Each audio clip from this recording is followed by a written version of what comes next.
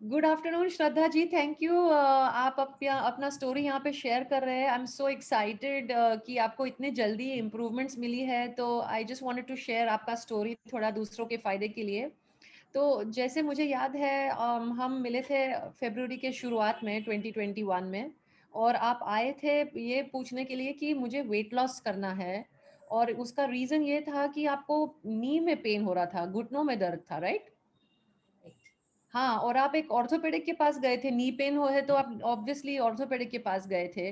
तो उन्होंने क्या बोला आपको? Firstly good afternoon. Good afternoon. Good afternoon. मुझे 2 साल से ऐसे नी में बहुत पेन हो रहा था, तो मैं ऑर्थोपेडिक्स के पास गई।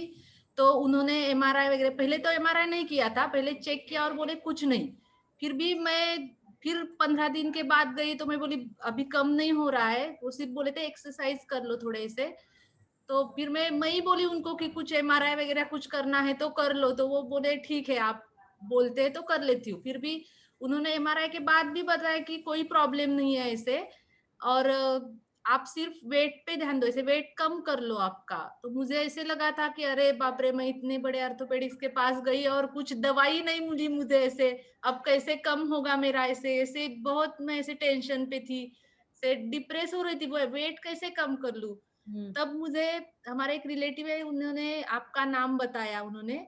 और मैं आपसे कनेक्ट हो गई। फर्स्ट फेज से मेरा स्टार्ट हुआ है ज्वाइनिंग आपके यहाँ से।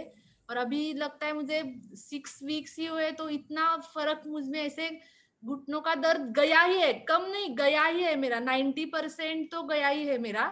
वेट लॉस भी थोड़ा हुआ है, लेकिन मेरा मेन प्रॉब्लम था वो घुटनों का दर्द, वो तो 90% गया ही है।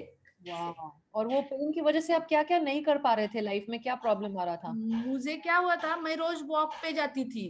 जैसे 1 घंटा वॉकिंग था मेरा, तो वो मैं 10-15 मिनट गई तो मेरा पैर दुखने लगते थे। मुझे सिर्फ बैठना पड़ता था। और बीच में कोरोना के टाइम तो बाहर भी नहीं जा पा रही थी मैं, और भी बढ़ रहा था। मैं हमारे स्टेयर केस है, मैं 4th फ्लोर पे रहती, तो वो कभी कभी चल के आती थी, वो भी मैं नहीं कर पाती थी। मैं लिफ्ट के लिए रुकना, फिर सैनिटाइजिंग, फिर ये सब ऐसे मुझे बहुत। और नीचे में बैठ के काम करती थी पहले कुछ, तो वो बीच में वो भी बंद हो गया था। तो मुझे लग रहा था कि चलो मैं तो बुढ़ी हो गई बाबा, देखो अभी बीच नीचे बैठ भी नहीं सकती मैं कुछ काम करने के लिए या कुछ भी करने के लिए ऐसे। माय तो गॉड। अभी नीचे आसान से बैठ सकती हूँ, ऐसे कुछ ये नहीं है, प्रॉब्लम नहीं है मुझे ऐसे। गॉड। 6 वीक में ऐसे बहुत बहुत मुझे ये हुआ है, एडवांटेज हुआ है इस डाइट का ऐसे। अमेजिंग। और आपने बताया कि कोई आपको ऐसा भी बताया कि 50 साल के हो गए तो अभी। हाँ हाँ, नहीं नहीं, मुझे तो बोले थे 40, मैं 46 की हूँ, तो मुझे बोले थे 40 के बाद तो कुछ ना कुछ तो लेडीज के इसमें प्रॉब्लम चालू ही रहता है। अभी तो क्या है, ऐसे डिलीवरीज हो गई, दो ये हो गया, तो अभी तो ये अपने साथ इसके साथ ही जीना है, घुटनों के दर्द के साथ ही जीना है। तो थोड़ा तेल लगाओ, थोड़ा कुछ फिजियोथेरेपी की एक्सरसाइज कर लो, वो तो कम हो जाएगा, लेकिन जाएगा तो नहीं है। माय। लेकिन अभी 1 वीक से तो मेरा कुछ भी नहीं है, ऐसे पेन ही नहीं हुआ है घुटने में से। Wow, that's amazing. जो 2 साल से था बिल्कुल जाए चला हाँ, गया दो है। साल से चालू था, तो ये तो एकदम। Amazing. And doctor Trishala, can you share आपके समरी कुछ है कि श्रद्धा ने एग्जैक्टली exactly क्या किया खाने में एंड न्यूट्रिशन में? Sure sure sure. तो जब पहली बार इन्होंने अपना फूड डायरी भेजा था, उसमें सिर्फ कार्बोहाइड्रेट्स ही थे।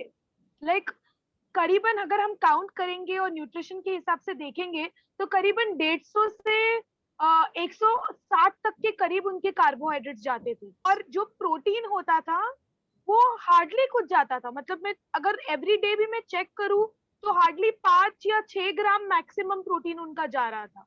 तो सबसे पहली वीक में ही हमने डिस्कस किया था कार्बोहाइड्रेट्स के बारे में।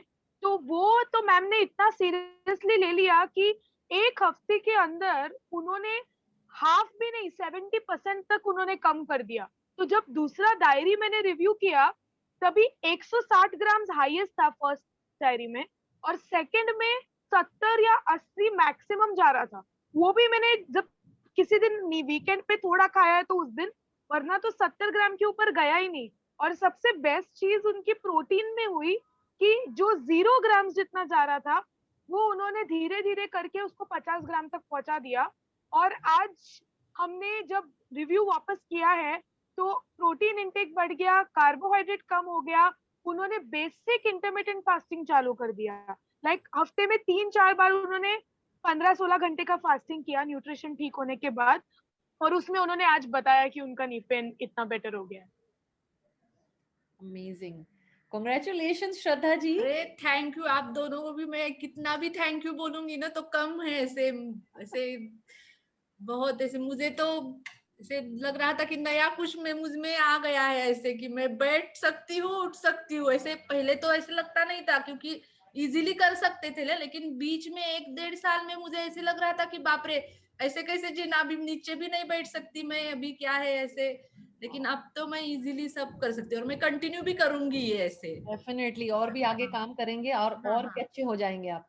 Yes yes. हाँ, और एक क्वेश्चन मैं पूछना चाहती हूँ श्रद्धा जी की, जो चेंजेस आपने अभी किए हैं अपने फूड रूटीन में पिछले 5-6 हफ्तों में, आपको कैसा लगता है कि वो आप जिंदगी भर कर पाएंगे? हाँ जिंदगी भर तो कर पाऊंगी मैं, क्योंकि एक बार ऐसे उसका बेनिफिट मुझे मिला है ना, ऐसे कि मुझे पहले पता ही नहीं था कि प्रोटीन इतना चाहिए था मेरे बॉडी को या इतना ये चाहिए था।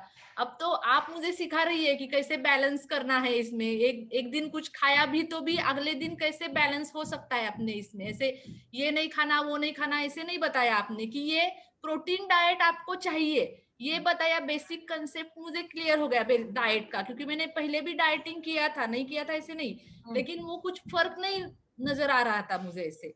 तो आपके इसमें बेसिक जो चीज है वो आपने बताई है मुझे, और वो मैं कंटिन्यू कर सकती हूँ ऐसे।